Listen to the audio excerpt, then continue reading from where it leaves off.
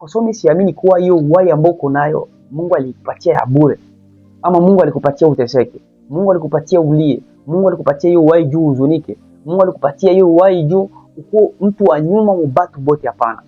Ikiwa uko hai, jua kuna tumaini. Mungu aliyekulinda jana, Mungu aliyekushindia jana, Mungu aliyekupigania vita ya jana, Mungu ambaye alikupatia uhai uishi siku ya leo, hiyo Mungu pia ana jambo lake ambalo anaandaa juu yako.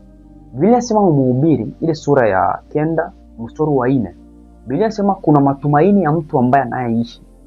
Ikiwa uko hai, jua kuwa kuna kitu ambacho Mungu anakuandalia. Maana ni kusema hivi, mwa hii mwezi kuna kitu Mungu alikuandalia, ndio kwa maana uko hai.